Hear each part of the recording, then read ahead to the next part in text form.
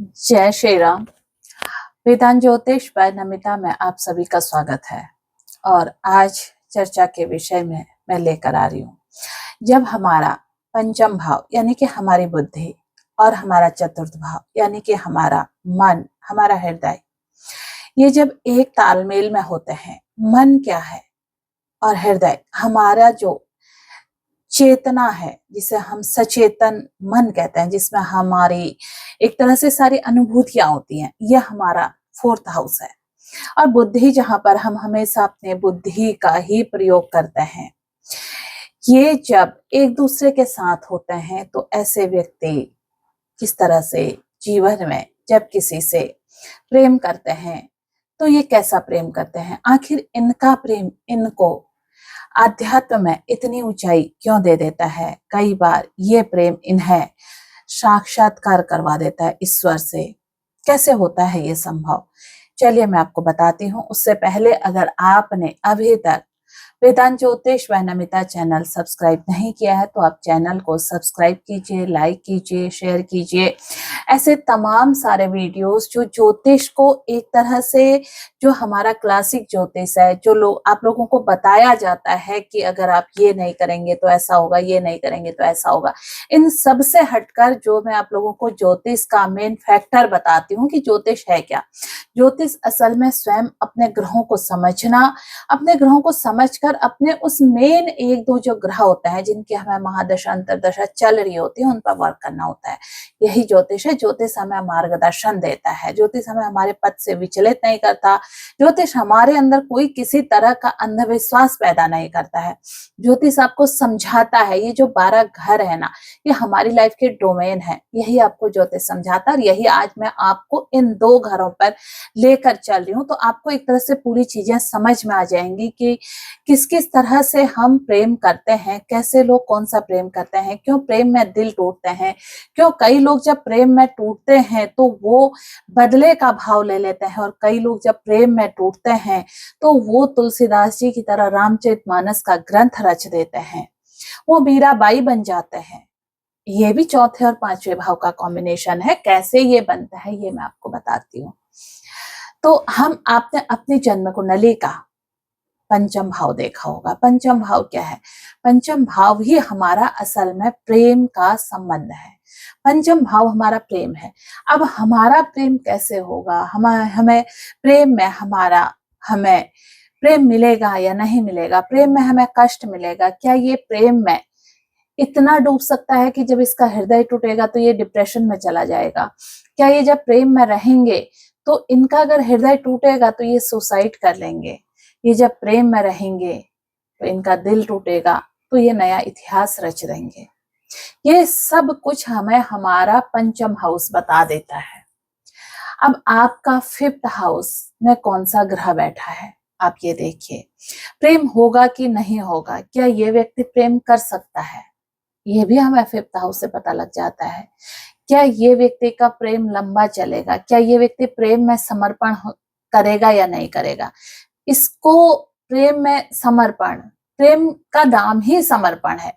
तो अब समर्पण का मैंने आपको हाउस बता रखा, वो कौन सा है, वो हमारा 12th हाउस है। तो जब हम प्रेम की बात कर रही हूँ, आज मैं सिर्फ आपसे 2 चीजों की बात कर रही हूँ। प्रेम जो अंदर हृदय से होता है, हृदय हमारा चौथा भाव है, और प्रेम अगर बुद्धि से होता है तो बुद्धि हमारा 5th हाउस है। तो अब आपने ये देखना है कि अगर बुद्धि के साथ किसी भी तरह से हमारे 10th हाउस का संबंध आ जाए, हमारे 8th हाउस का संबंध आ जाए, या इस तरह से 6ठे भाव का संबंध आ जाए, तो ये क्या करते हैं, ये प्रेम में बुद्धि चलाना शुरू कर देते हैं। अच्छा, प्रेम भाव में अगर हमारा 4th भाव का संबंध आ जाए, चौथा भाव किस चीज का होता है, चौथा भाव हमारा होता है हृदय का, हमारी आत्मा का, क्योंकि चौथा भाव मूल हमारी जो बेसिक जन्म कुंडली में है ना, वो हमारे किस चीज का है, वो हमारे चंद्रमा का है। तो चौथा भाव होता है जो मन का, हृदय का, और इसी से हमारी जो बनती है वो चेतना बनती है, सचेतन होकर सोचना। अब जो चेतना है ना, वो अनुभव है, और चेतना और बुद्धि में इतना ही अंतर है। चेतना जो होती है ना, हम जब सचेतन होकर सोचते हैं, वहां पर हमारा हृदय भी जुड़ा होता है, हमारा मन भी जुड़ा होता है। और जब हम बुद्धि से सोचते हैं तो हम हृदय और मन को बिल्कुल किनारे कर देते हैं, फिर हम वहां पर बुद्धि को चलाते हैं, बुद्धि से सोचते हैं। अब ये कैसे होता है, देखिए, अगर हमारा पंचम भाव का स्वामी और हमारा फोर्थ लॉर्ड एक साथ कहां पर, अगर ये पंचम में ही है, अगर ये फोर्थ में है, और केंद्र में कहीं भी, केंद्र में कहीं भी, और उसके बाद अब पंचम में होने के बाद अगर ये लाभ में भी है, इनकी युति लाभ में भी, क्योंकि लाभ के बाद ये सीधे किसको देखेंगे, पंचम को। 10th में होंगे किसको देखेंगे, चौथे को। अच्छा, अगर ये लग्न में ही हुए, लग्न से ही इनका संबंध बन जाए। लग्न कौन है, लग्न हम स्वयं है, हमारा पूरा व्यक्तित्व तो हमारा लग्न है।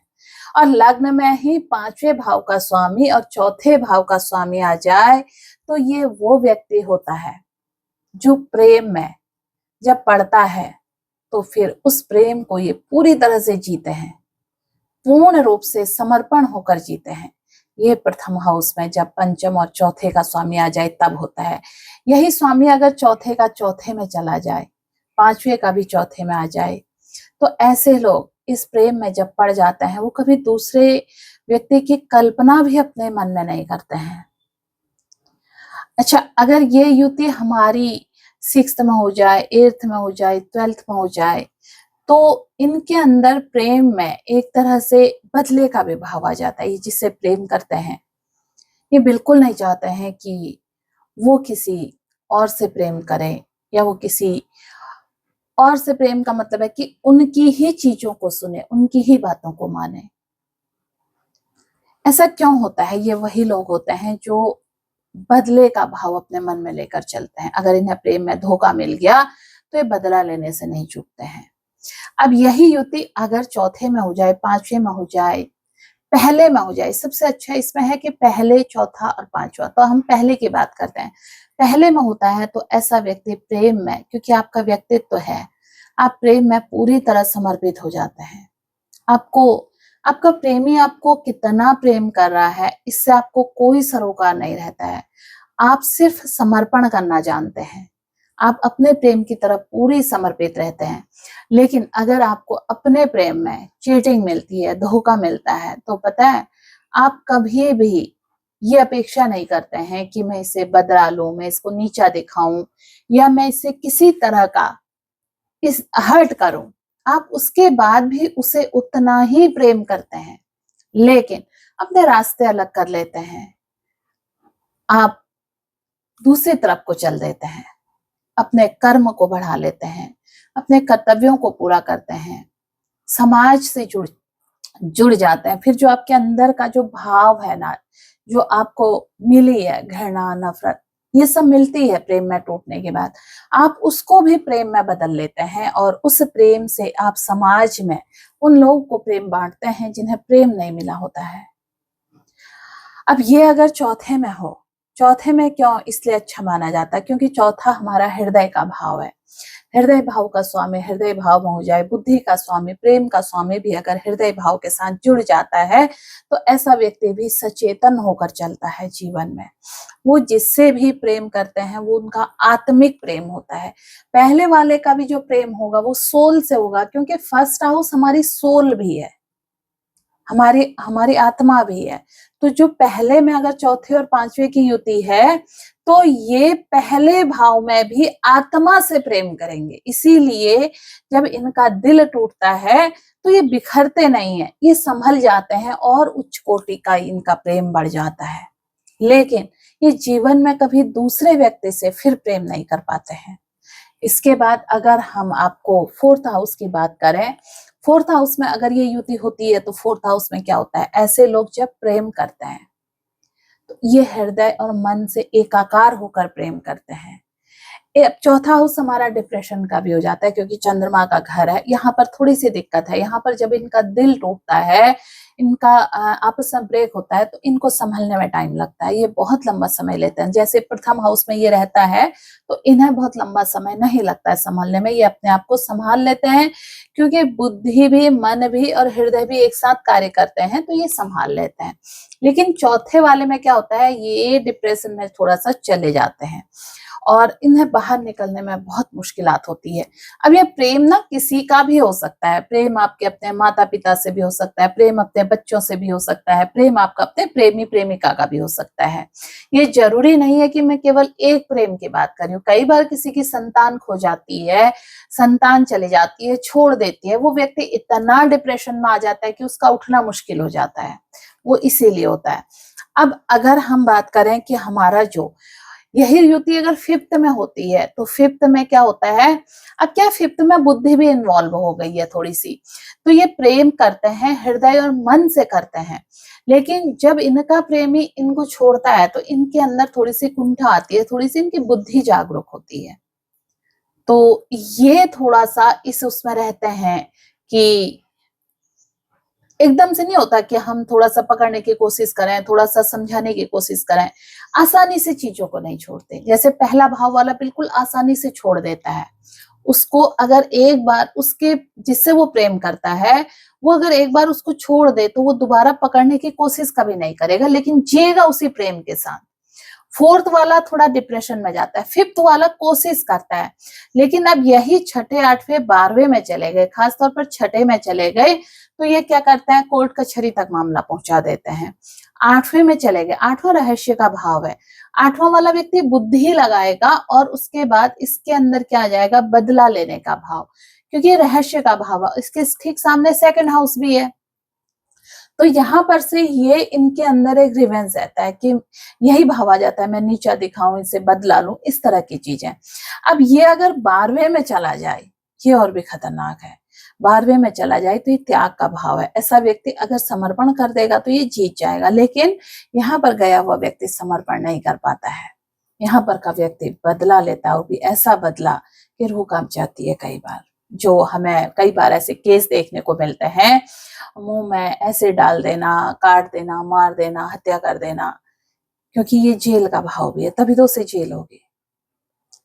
तो प्रेम में जेल, वो ये वाला भाव होता है, तो इसलिए ये थोड़ा सा ये सबसे टफ है।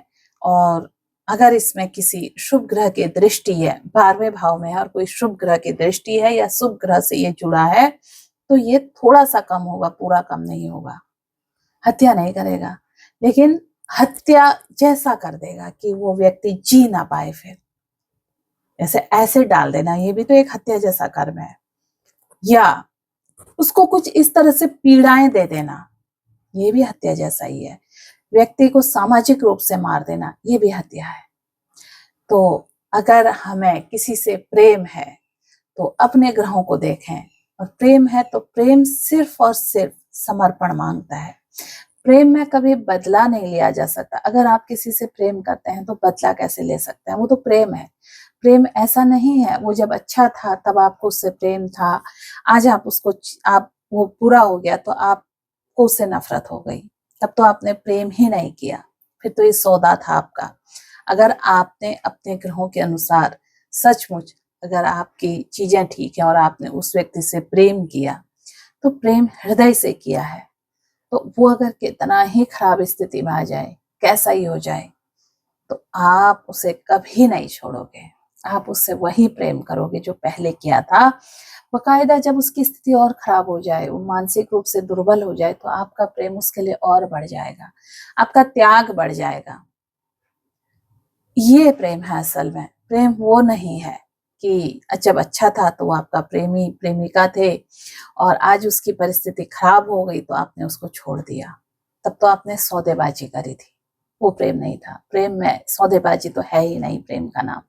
इसलिए जहां सच्चा प्रेम, कहते हैं ना इस दुनिया में सच्चा प्रेम मिलना बहुत मुश्किल होता है, और अगर किसी को मिल जाता है तो इसका मतलब है कि उसके ग्रह बहुत अच्छे हैं, उसका फिफ्थ हाउस बहुत अच्छा है, उसका फर्स्ट हाउस बहुत अच्छा है, फोर्थ हाउस अच्छा है, 11th हाउस बहुत अच्छा है, क्योंकि सही मायने में अच्छा और सच्चा प्रेम मिलना इस जीवन में बहुत कठिन है, बहुत मुश्किल है, क्योंकि जरूरी नहीं है कि दोनों का मन एक सा हो सकता है कि एक को प्रेम अच्छा मिले, दूसरा उसको ठग रहा हो, समझ ना पाया हो। दूसरे को प्रेम अच्छा मिले, पहले वाले के अंदर वो समर्पण भाव ना हो। दोनों के अंदर जहां पर भाव समर्पण का आता है सही मायने में, वही लोग प्रेम को जी लेते हैं। और शायद उसके बाद ही वो एक जहां समर्पण भाव दोनों का होता है, वही इस जीवन में इतिहास रच देते हैं। प्रेम का ये आप लोगों को लगेगा कि मैं प्रेम का मतलब सिर्फ आपसे ये कह रही हूँ, दो लोगों का मिल जाना, विवाह हो जाना, ये प्रेम नहीं है। ये तो सौदे हैं। जहां पर हम एक दूसरे को पाने की कोशिश करते हैं, वो सौदे हैं, वो प्रेम नहीं है। मैं उस प्रेम की बात कर रही हूँ जो प्रेम आत्मा का आत्मा से होता है, किसी व्यक्ति के शरीर से नहीं, उसकी आत्मा से प्रेम होता है। मैं उस प्रेम की बात कर रही हूँ। वो प्रेम अगर किसी को होता है, वो दोनों एक से हो जाते हैं उसमें। तो ये समझे कि इस युग में वो लोग ऐसा कुछ करके जाते हैं, आने वाले समय में लोग उनके नामों का उदाहरण देते हैं। ये ऐसी मिसाल बन जाती है। लेकिन इस जीवन में, आज के समय में जहाँ इतना भौतिकवादी युग है, ऐसा प्रेम मिल पाना बहुत मुश्किल होता है। किसी को मिल भी जाता है तो पहचान करना बहुत मुश्किल होता है, क्योंकि आजकल तमाम तरह की चीजें इतनी ज्यादा है कि हम असल और नकल में समझ ही नहीं अंतर कर पाते हैं। साथ में भौतिक जो हमारा जीवन जो बना है, ये शोशोबाजी का बहुत ज्यादा हो गया है। तो इसमें सही प्रेम, असल प्रेम, हृदय का प्रेम, आत्मिक प्रेम, ये सारे शब्द एक कोरी भाषा लगती है। लेकिन ये प्रेम होते हैं, जिसके जीवन में आते हैं उसका जीवन बदल देते हैं। अगर आपकी जन्म कुंडली में चतुर्थ भाव, पंचम भाव एक साथ हैं और वो युति में है, तो आपके जीवन में भी ऐसा प्रेम अवश्य होगा। कोई ना कोई आपके जीवन में सच्चे दिल से प्रेम करने वाला अवश्य मिलेगा। समझ में आ जाता है हमें अपना प्रेम, सामने वाले की चीजें समझ में आ जाती हैं कि इसका प्रेम सच्चा है या नहीं है, पता लग जाता है। क्योंकि ईश्वर उन सब चीजों में फिर मदद करने, जहां पर दो एक सी चीजें मिलती है ना, वहां पर तो वो मदद करने लग जाते हैं। फिर दशा सीक्वेंस भी हमारा अगर अच्छा है, हमें अगर किसी पाप ग्रह की दशा नहीं है, अच्छे ग्रह की दशा है, शुभ ग्रह की दशा है, जैसे चंद्रमा की दशा, शुक्र की दशा, गुरु की दशा, बुध की दशा, ये मोस्टली ये चार दशाएं, और केतु की दशा, केतु भी इसी में आता है। केतु जब प्रेम लाता है ना, तो जीवन को आध्यात्म की तरफ को मोड़ देता है। तो चेक कीजिए अपनी जन्म कुंडली में उठा के कि आपका पंचम भाव का स्वामी कहाँ है, आपके चतुर्थ भाव का स्वामी कहाँ है, क्या ये दोनों युति में है या इन दोनों पर किसी शुभ ग्रह की दृष्टि है। फिर मिलती हूँ मैं एक नई वीडियो में नई जानकारी के साथ। जय श्री राम, नमस्कार, धन्यवाद।